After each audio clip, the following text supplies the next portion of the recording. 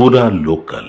Welcome to పూరా local. ఇప్పుడు ఏదైతే ప్రస్తుతం బంగ్లాదేశ్లో హిందువులపైన జరుగుతున్న ఈ హత్యాకాండ పైన నిరసనగా ఇప్పుడు చాలామంది మన తెలంగాణ వ్యాప్తంగా హిందువులందరూ కలిసి నిరసన అయితే చేపడుతున్నారు. అందులో భాగంగానే ఈరోజు కుక్కట్పల్లిలో ఈ చుట్టుపక్కల ప్రాంత హిందువులందరూ కలిసి ఇక్కడికి చేరడం జరిగింది. ఈ యొక్క బంగ్లాదేశ్లో హిందువులపైన అక్కడ మైనారిటీస్గా ఉన్న మన హిందువులపైన ఏదైతే హత్యాకాండ జరుగుతుందో దాని అంతటినీ కూడా ఖండిస్తూ ప్రస్తుతం మనతో పాటు కూడా మూసాపేట కార్పొరేటర్ మహేంద్ర గారు ఉన్నారు. ఆయనతో మాట్లాడదాం. సో మీరు ఏ విధంగా చూస్తున్నారు బంగ్లాదేశ్లో మన హిందువులపైన జరుగుతున్న ఈ యొక్క హింసాకాండని?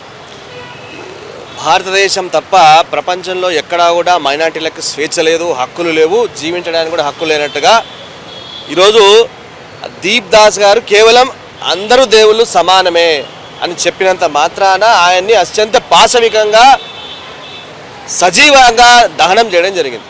మరి ఈరోజు 1971 సంవత్సరంలో ఈ బంగ్లాదేశ్కి స్వాతంత్ర భిక్ష పెట్టినటువంటి భారత్ని తుడలాడుతూ ఇష్టం వచ్చినట్టు మాట్లాడుతూ హిందువుల యొక్క జీవనాన్ని మొత్తం కకలా వికలం చేస్తున్నటువంటి ఈ బంగ్లాదేశ్ నాయకులకి మేము ఒకటే చెప్తున్నాము, మేము పెట్టిన భిక్ష మీకు, మీరు ఈరోజు ఆ స్వేచ్ఛా వాయువులు తీసుకుంటున్నారంటే కేవలం భారతదేశమే. మీరు కేవలం హిందువులని టార్గెట్ చేస్తూ ఈరోజు బంగ్లాదేశ్లో చేసినటువంటి ఈ పాశవికాన్ని ఆపకపోతే రాబోయే రోజుల్లో కనుక మీ దేశం ముక్కలు చెక్కలుగా అవుతుంది అని చెప్పేసి ఈ సందర్భంగా చెప్తున్నాం మేము. అంటే మీ రీసెంట్గా మనం చూస్తే జోగేంద్ర రాయ్ ఆయన ఒక స్వాతంత్ర సమరయోధుడు. 1971 సంవత్సరంలో బంగ్లాదేశ్ స్వాతంత్రం కోసం పోరాడేటువంటి ఒక స్వాతంత్ర సమరయోధుడు. ఆయనను కూడా పాశవికంగా హత్య చేయడం జరిగింది. అంటే ఆ దేశంలో ఉన్నటువంటి ఎవరైనా సరే వాళ్ళు మైనార్టీలు ఎవరైతే ఉన్నారో వాళ్ళు అందరూ కూడా అయితే ఇస్లాం తీసుకోవాలి, లేకపోతే మరణం మీకు అని చెప్పేసి అల్టిమేటం ఇస్తున్నారు. మరి ఇది ఎంతవరకు సమంజసం? మరి సూడో సెక్యులర్లు కళ్ళల్లో మట్టి కొట్టుకున్నారా, నోట్లో బెల్లం గడ్డలు పెట్టుకున్నారా? మీరంతా ఈరోజు పాలస్తీన్, ఐ సపోర్ట్ పాలస్తీన్ అని బ్యాగులు వేసుకొని తిరిగి పార్లమెంట్లో బ్యాగులు వేసుకొని తిరిగే వాళ్ళందరూ ఎక్కడ పోయారు? రోజు పొద్దున లేస్తే హిందుత్వం మీద బురద వెళ్ళేటువంటి నాయకులందరూ ఎక్కడ పోయారు? ఈరోజు మరి మన పక్కనే ఉన్నటువంటి బంగ్లాదేశ్లో హిందువుల మీద ఇన్ని అట్రాసిటీస్ జరుగుతుంటే మరి ఎందుకు మీరు కళ్ళల్లో మట్టి కొట్టినట్టు ఉండరు అని చెప్పేసి సందర్భంగా మిమ్మల్ని అడుగుతున్నాను. మరి అక్కడ ఎక్కడ ఉన్నటువంటి పాలస్తీన్కి సపోర్ట్ చేస్తారే, మరి ఇక్కడ పక్కన ఉన్నటువంటి హిందువుల ఈ మారణ కాండర్కి ఎందుకు మీరు అపోజ్ చెయ్యరు అని అడుగుతున్నాం. మేము ఒకటే చెప్తున్నాము, ఇక్కడ కూడా భారతదేశంలో కూడా ఎన్నో స్థలాల్లో ఇటువంటి చర్యలు జరుగుతున్నాయి. మన మహారాష్ట్రలో కూడా చూసాం సాధువులను ఏ విధంగా హత్య గావించబడ్డారు. దీనికి అంతటికీ కూడా ఒకటే, ఈ ఎడారి మతాల యొక్క పైశాచికత్వాన్ని మనం ఆపకపోతే ఎవరిని కూడా ఈ భూమండలం మీద బతకనివ్వరు వారు. ఈ భారతదేశం సర్వధర్మ సర్వవ్యాప్తి అంటారు. మరి ఇన్ని రోజులు సహనంగా ఉంటాం మేము. ఈ సహనం గనక ఆపకపోతే మనము రాబోయే రోజుల్లో మనకు కూడా ఇటువంటి గతే పడుతుంది అని చెప్పేసి ఈ సందర్భంగా మీ అందరికి తెలియజేస్తాను.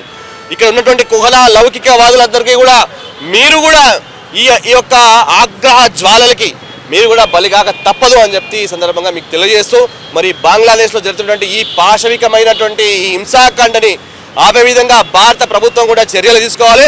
అంతర్జాతీయ సమాజం కూడా దీని మీద ఆలోచన చేయాలి.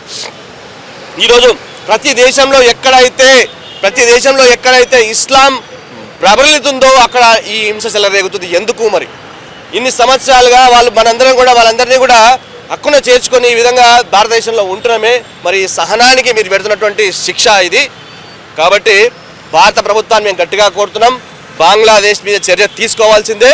ఈ హిందువుల యొక్క హిందువుల మీద అట్రాసిటీస్ని వెంటనే ఈ బంగ్లాదేశ్ ఆపే విధంగా అంతర్జాతీయ సమాజంతో మీరు ఒత్తిడి తెచ్చి దీన్ని వెంటనే ఆపాలని హిందూగా మేమందరం కూడా కోరుకోవడం జరుగుతుంది.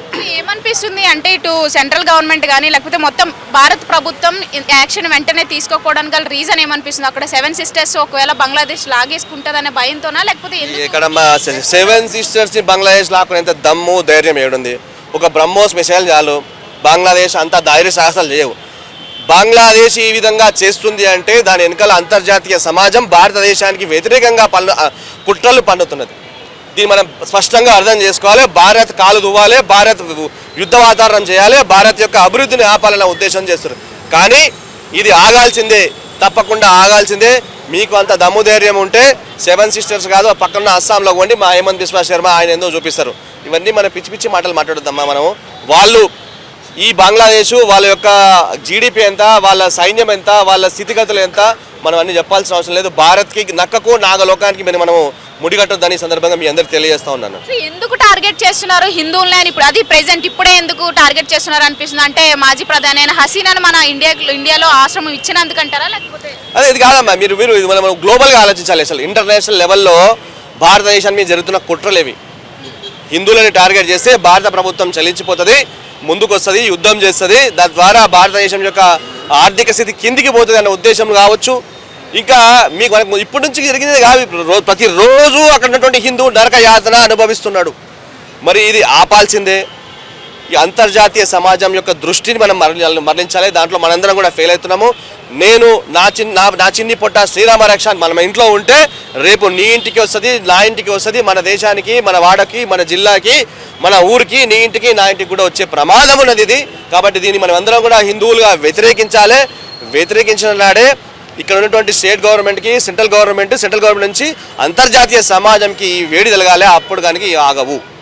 సో మొత్తానికి నిరసన ద్వారా మీరు ఏం తెలియజేయాలనుకుంటున్నారు, ఏం ప్రశ్నిస్తున్నారు?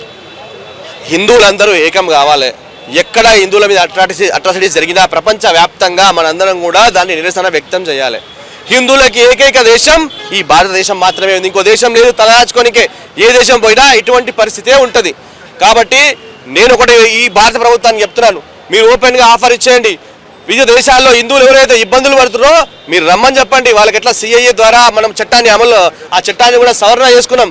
కాబట్టి ఎవరైతే పీడిత, దీనిత, దుఃఖిత హిందువులు వేరే వేరే దేశాల్లో ఉన్నారో వాళ్ళందరినీ కూడా మన హిందుస్థాన్కి ఆహ్వానించండి. ఇక్కడ పంది కొక్కులుగా బంగ్లాదేశ్ నుంచి రోహింగ్యాలు వాళ్ళు ఇక్కడ వచ్చి ఎంతో మంది మగ్గుతున్నారు. వాళ్ళందరినీ కూడా వెంటనే గుర్తించి తరిమేయాలని చెప్పేసి ఈ లోకల్ ప్రభుత్వాలు చేసిన దౌర్భాగ్యం ఏంటంటే ఓట్ల కోసం మాత్రమే వాళ్ళకి సపోర్ట్ చేస్తూ ఈరోజు రోహింగ్యాలు మనం ఒక వాడలుగా మెయింటైన్ చేస్తారు. కుప్పలు తెప్పలుగా పిల్లలు కంటారు. అవన్నీ కూడా రేపు మనకు ప్రమాదంగా అవ్వబోతున్నాయి. కాబట్టి వాళ్ళందరినీ కూడా తరిమేయాలి. మేము కూడా రాబోయే రోజుల్లో అక్కడ బంగ్లాదేశ్లో మీరు కనుక మా హిందువుల మీద చేతులు పెడితే ఇక్కడ ఉన్నటువంటి మీ బంగ్లాదేశీ ఈ సంతతి, ఈ రోహింగ్యాలను కూడా సజీవంగా దహనం చేస్తాం. ఇది మాత్రం సత్యం.